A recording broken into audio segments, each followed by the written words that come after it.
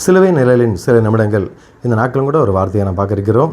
ஆதியாகமம் 3ஆம் அதிகாரம் 9ஆம் வசனத்தில் நம்ம பார்க்கும்போது, அப்போது தேவனாய கர்த்தர் ஆதாமை கூப்பிட்டு, நீ எங்கே இருக்கிறாய் என்றார். ஆதாமே, நீ எங்கே இருக்கிறாய் அப்படின்னு சொல்லி கேட்குறாரு.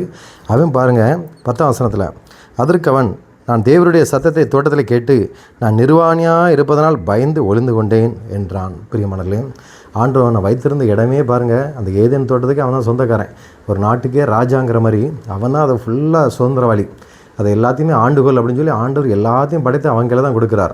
1ஆம் அதிகாரம் பார்த்தோம், 2ஆம் அதிகாரம் பார்த்தோம், வானம் பூமி எப்படி படைக்கப்பட்டது, மனிதர்கள் ஆண்டவர் எப்படி படைத்தார், அவன் தனிமையாக இருப்பது நல்லதில்லைன்னு சொல்லி ஒரு ஏற்ற துணையும் கத்தர் கொடுக்கிறார்.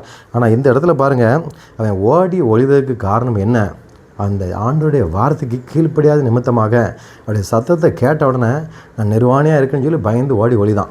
உடனே ஆண்டவர் சொல்கிறார், நீ நிர்வாணி என்று உனக்கு அறிவித்தவன் யார்? நீ புசிக்க வேண்டாம் என்று விளைக்கிற விருட்சத்தின் கனியை புசித்தாயோ என்றார். பிரியமானவர்களே, இன்றைக்கும் நம்ம ஆண்டோடைய சத்தத்தை மட்டும் கேட்டு அதன்படி நடந்தால் கர்த்தர் நம்மளை உயர்ந்த அடக்கத்தில் வைப்பார். அநேகர் ஆச்சரியப்படத்தக்கதாக கர்த்தர் நம்மளை உயர்த்துவார், மேன்மைப்படுத்துவார். ஒரு சின்ன விஷயத்தில் நம்ம அவங்க சொன்னாங்க இவங்க சொன்னாங்கன்னு சொல்லி நம்ம கொஞ்சம் வலது இடதுபுறம் சாஞ்சாலும் கூட நம்முடைய வாழ்க்கை மிகுந்த கெடுதலாக மாறிவிடும். ஏன்னா மனிதர்கள் நமக்கு வர கடைசி வரைக்கும் நம்ம கூட வரப்போகிறது இல்லை.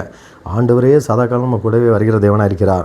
இந்த இடத்துல பாருங்கள், ஆண்டவர் எல்லாத்தையும் ஆண்டுகோள், ஆனால் ஒரு மரத்தில் உள்ள கனி மட்டும் நீ புசிக்காதுன்னு சொன்னார். கடைசியில் அவன் அதை தான் எடுத்து புசித்ததுனால நிர்வாணியாக மாறுகிறான். அது வரைக்கும் பாருங்கள், தேவ தூதர்களை போல தான் இருக்கான். ஆண்டவர் அவன் அந்தளவுக்கு வச்சுருந்தார். ஒவ்வொரு நாளும் அவனோடு கூட பேசத்தக்கதாக அந்த தோட்டத்தில் அவர் அந்தளவுக்கு உலாவுகிறார், பேசுகிறார். ஒரு குடும்பத்தை போல் இருக்கிறாங்க. ஆனால் ஆண்டுடைய சத்தத்தை கேட்காத நிமித்தமாக எல்லா விதமான மகிமை இழந்து கடைசியில் பாருங்கள் 3 பேர் சாபத்துக்கு நிமித்தமாக தாங்க.